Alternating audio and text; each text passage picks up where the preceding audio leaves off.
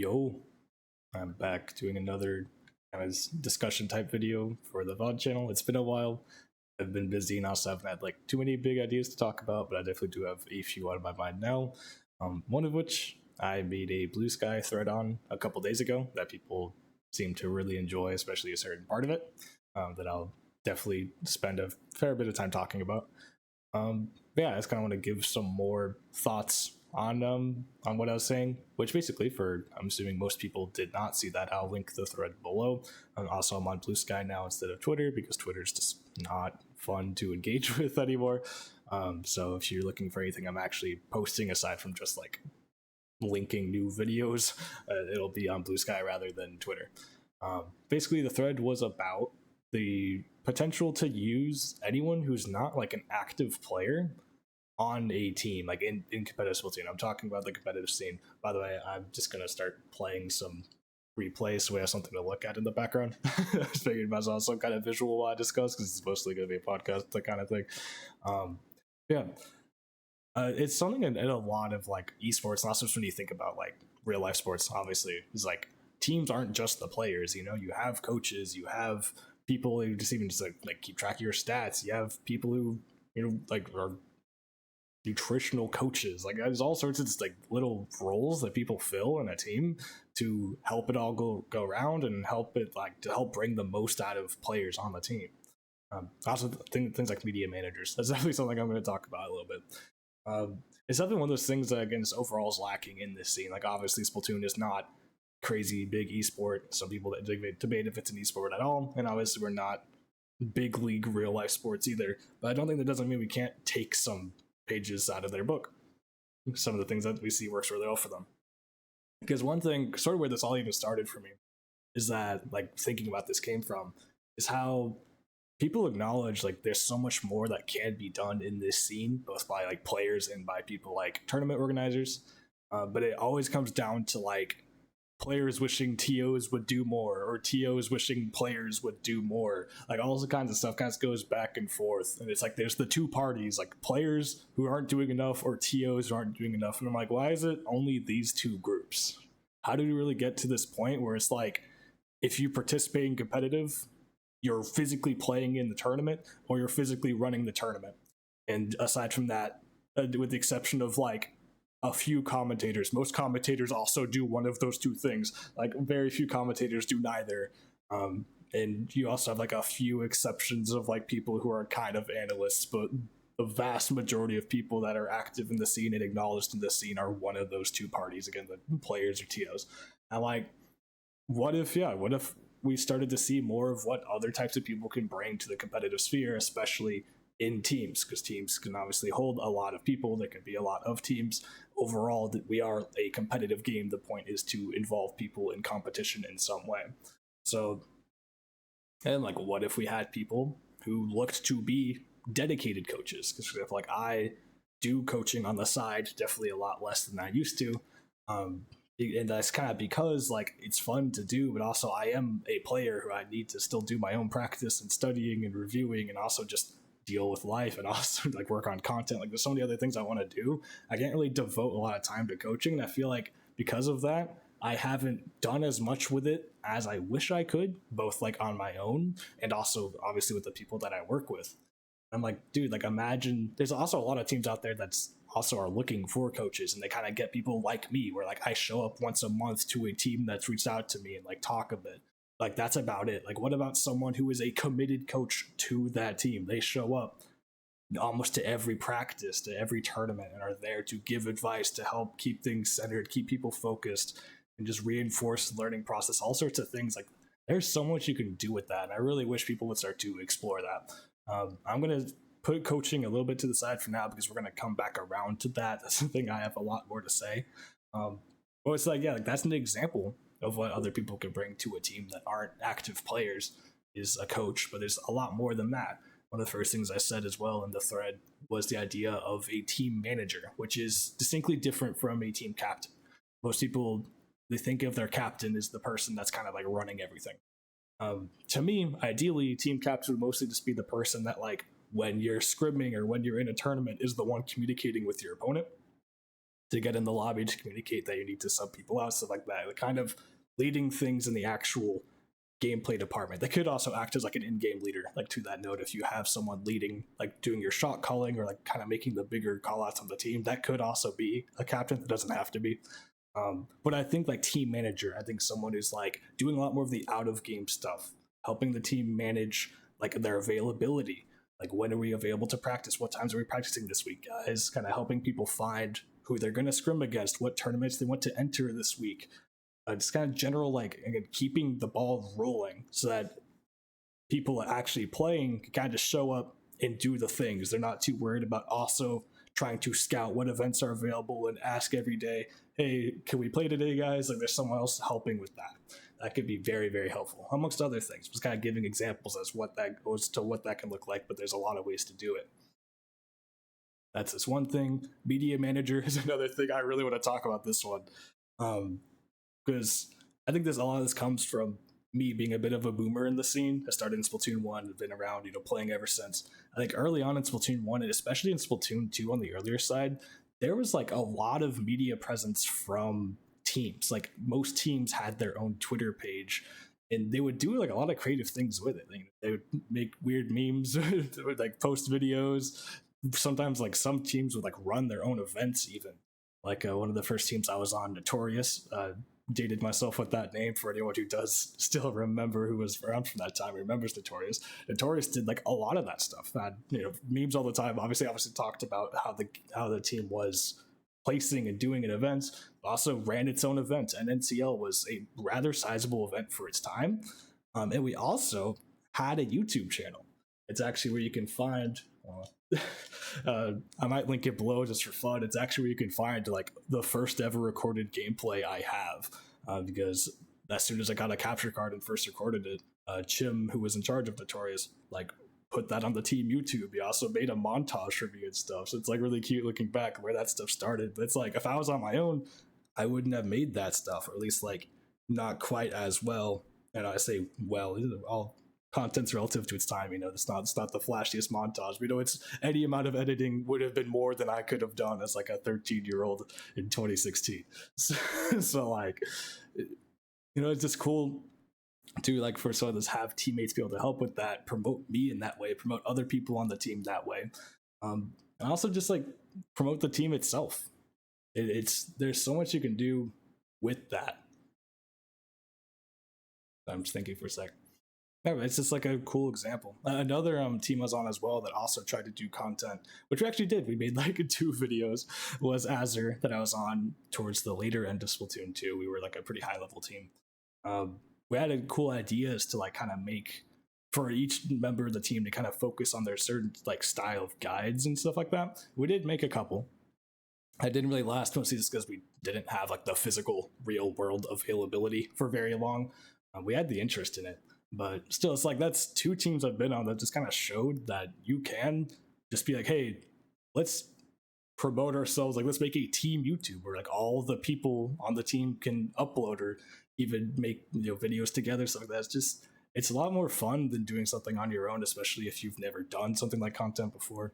And again, it also gets the team name out there, which again is something very big, especially right now as the scene moves more towards pickups being rather dominant. The teams that do exist, like, it really does help if you are someone, people know your name, they know your team name, they can become like a fan of you and actually keep track of you, because no other teams, the pickups can't have that. The pickups don't have consistent names. They don't really they can't really be followed in the same way. So if you are a team, basically say like, leverage that, and you can do that.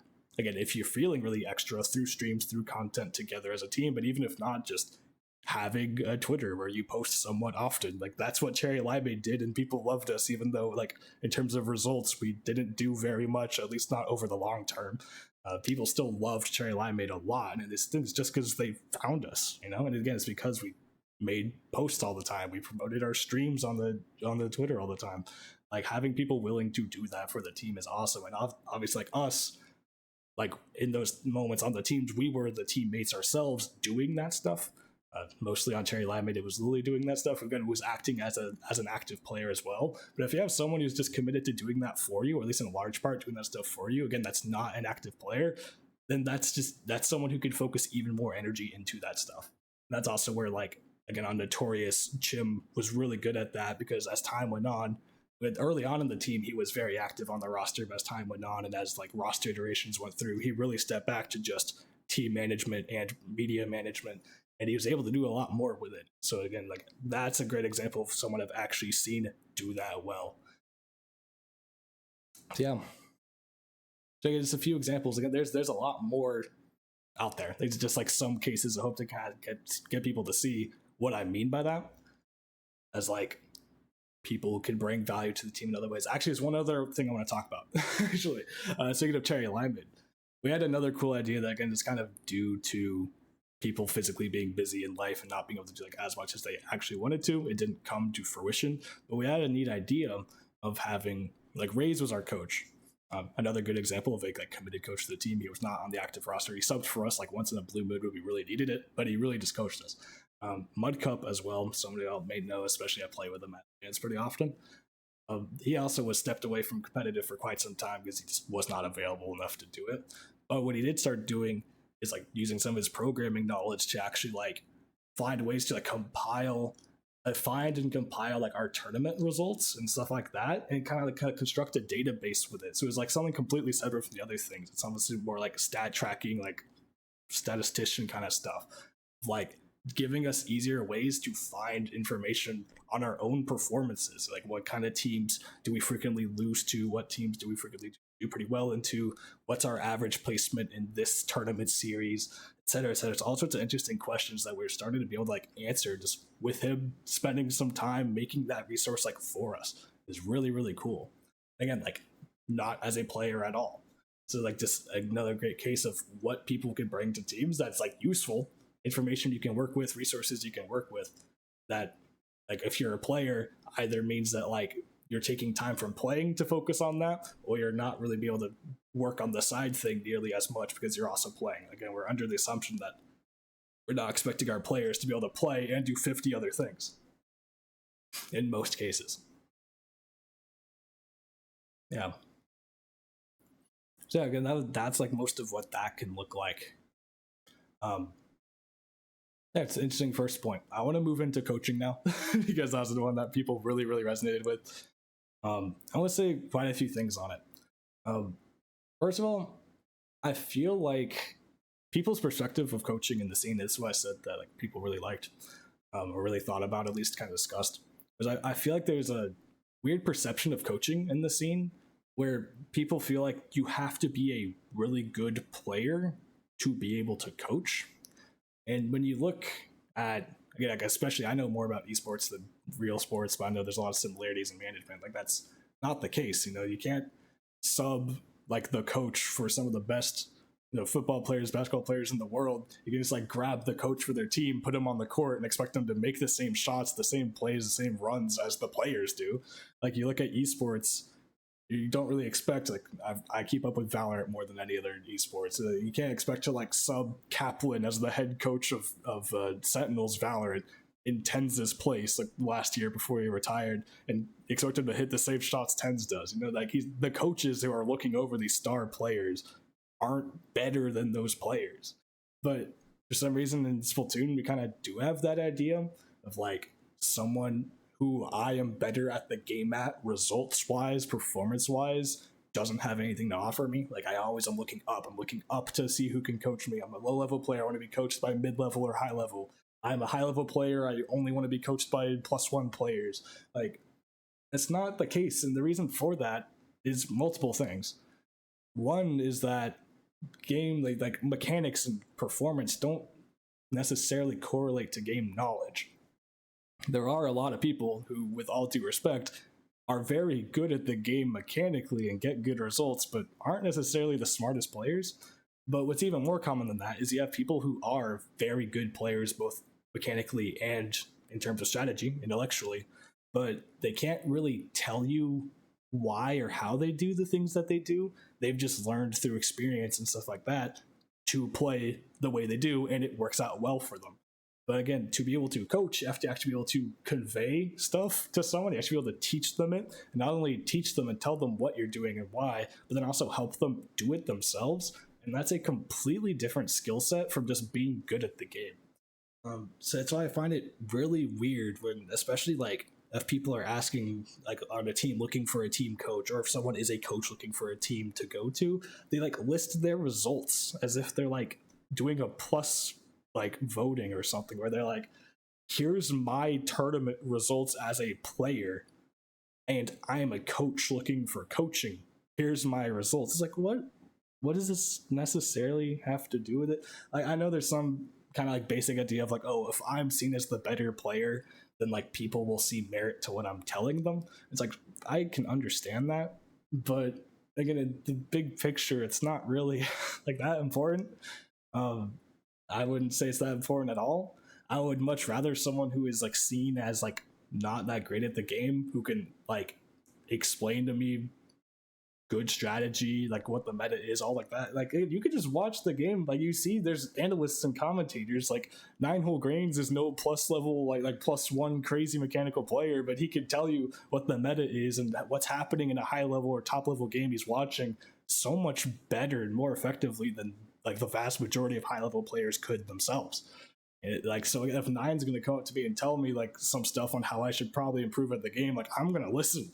Like again, I outplaced Nine in any tournament I would enter, like one would imagine, because I just play the game more than him. Like he doesn't play competitively at all, but he's a genius about this stuff, like. And I think like saying it that way, like I think most people would respect someone like him. So like, why doesn't it come down to anyone else that maybe isn't like a star top commentator, but who still studies the game in the same way or to a similar degree, and can convey their thoughts to a similar degree? Like that kind of person could be a good coach. And it's completely unlinked to actual skill in the game, like performance in the game. So like I don't know, I find that weird that that's a way we sort of are. I think it's like a little bit better when people put in like coach bios or posts or whatever, like here's the results like teams I coach have gotten. I think that's a little better, but still like it's relative, because if you're like coaching a low level team and they start getting like high low level results instead of low level results, people just looking at that will still be like, oh, the team you coach got beta low ink. That's beta low ink. That's nothing impressive. But if you coach them from like LSL to that, then that's like a huge deal. But most people won't see that. And that also implies that like you started as a coach somewhere, then you had to work with a team for long enough to get those. That also doesn't help anyone who's trying to get into coaching initially. It's weird, man. Like I personally am not a big fan of that like perspective. Like find another match to put on. I'm not even looking at my screen. Guys looking at my mic and rambling. Like a great example for me, I don't know if they'll end up watching this or not. Zophie, a good friend of mine, hi if you're watching this. At Low Tide City this year, I was practicing Slosher like through all like the start of the year. And then like it just wasn't working in practice with my pickup for Low Tide City. So I tried Range Blaster and it just like clicked. So I had like 2 weeks to like learn Range Blaster and try to do the best I could with it. So I kind of just like did that. I played a lot of solo queue, kind of got like good mechanically with it, good enough that just kind of meshed well. But in terms of like positioning and all that, I still like obviously I was new to the weapon. I wasn't doing great. I remember like after the first match we played on stream, like early on, like Zophie told me like your Range Blaster looks pretty good, but I feel like I'm watching you play Slosher. Like you're moving side to side in your fights like a Slosher, and I feel like blasters I see like move more front to back. They play more front to back, and like Zophie's like very low level. With all due respect, very low level.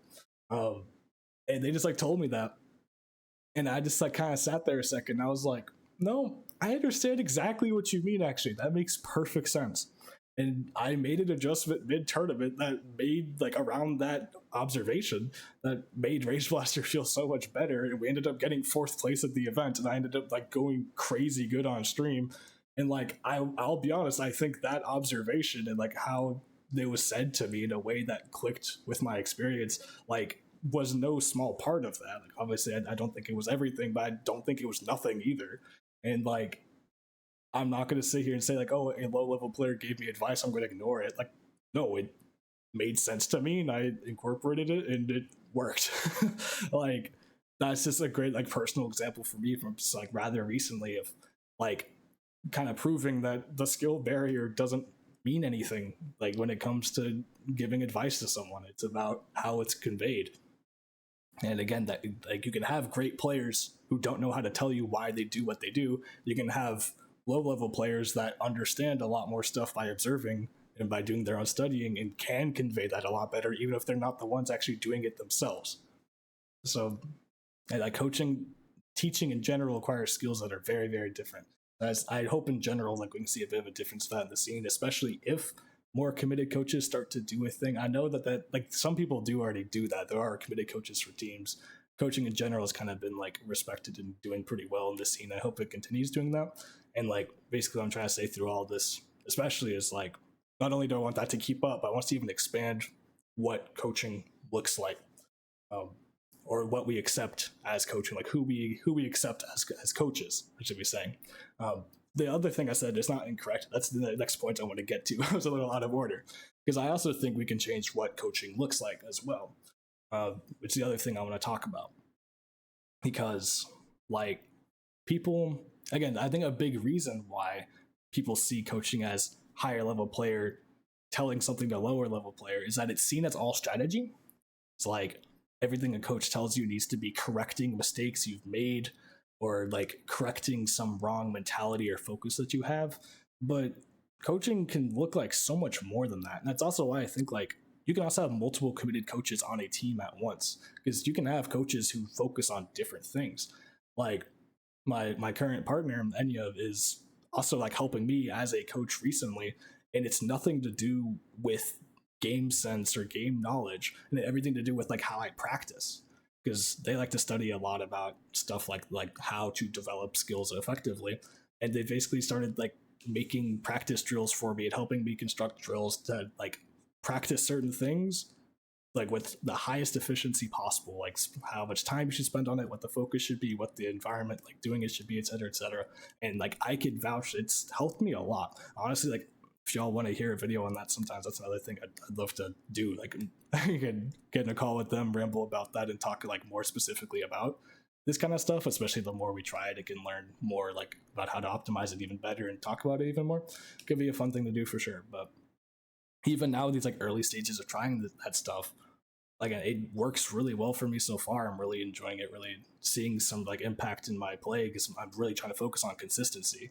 So having that kind of structured practice and someone who can hold me accountable to it and keep me like checked on it is exactly what I need. And again, just like I said, the skills that they're using for that are like completely unrelated to Splatoon.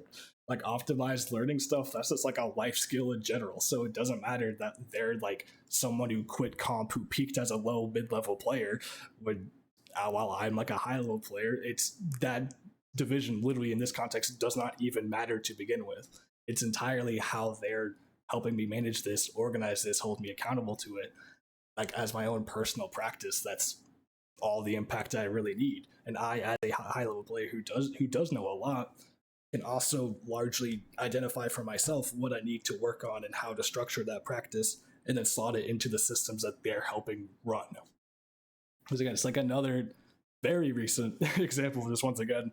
Not only that division does not matter, skill division does not matter at all in coaching, really, so long as the person doing the coaching knows how to teach people and knows like some of the basics of what to be taught and how to hold people accountable and et cetera, et cetera. But also like that's coaching completely unrelated to strategy of the game, unrelated to game sense. It is all about my own like physical practice. And like that help is doing so much. So yeah, I've been rambling a lot about random different points. What other bench? I put on this much. I think I'll be wrapping up in a second.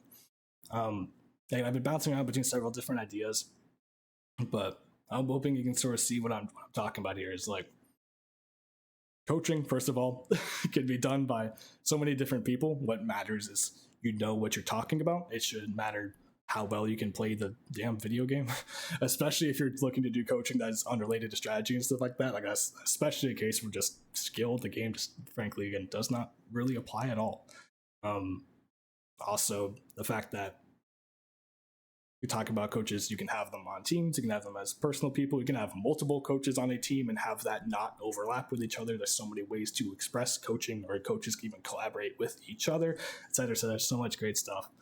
And then also, again, yeah, just bring that around to the original point again of like If you have friends who want to help you on a team with something, but they're not active competitive players, they can have ways to help you. Or if you're running a team and you feel like you have certain projects you want to try to do, you want to try to make videos, or you want to try to like have a more of a social media presence, or even just wanted someone to track stats for you, whatever it is, these kind of things, but no one on your team as a player is like willing to do it, then find someone who's not a player to do it. That's fine.